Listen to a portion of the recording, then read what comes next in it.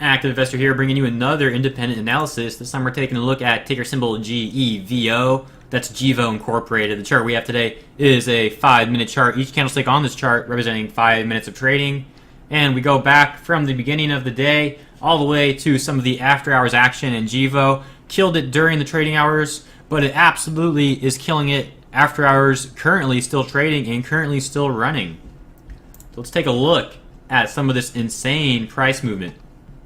You can see right away we opened right around the low 40-cent area before pushing up and testing this first area of resistance at 60 cents. Then we got denied and consolidated a little bit here.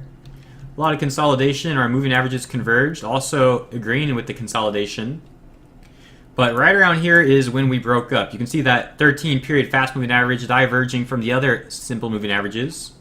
As that happened, we tested 60 cents and broke it, almost running all the way up to 85 cents. However, we had a little bit of consolidation, turning 60 cents to support before the run continued. So we have higher lows all here, and we pushed up to 85 cents.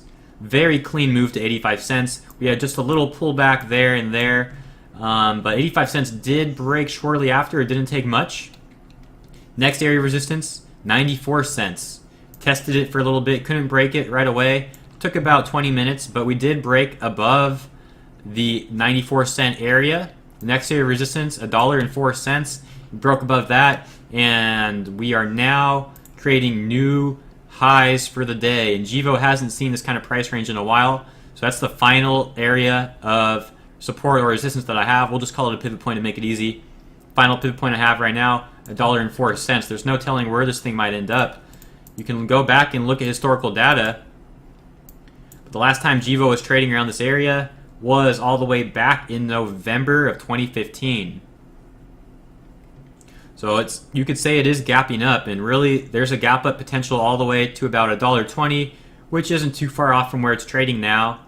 It might be hard pressed to continue gapping up past there. I would be surprised if it really breaks $1.40 even, but that's okay, depending on what it continues to do after hours and what it does pre-market.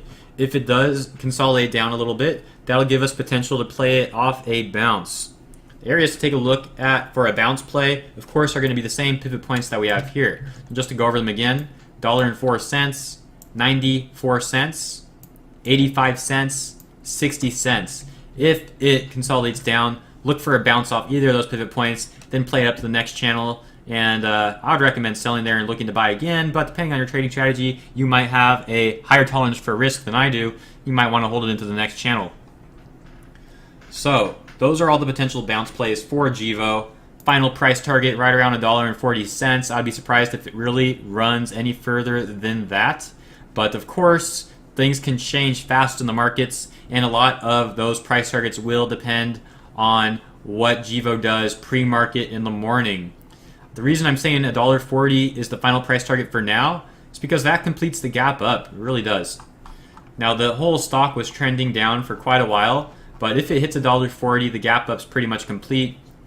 It's starting to complete the gap up at 120, but 140, it's going to look a little bit overextended. Of course, once again, we need to see what it does pre-market in the morning tomorrow.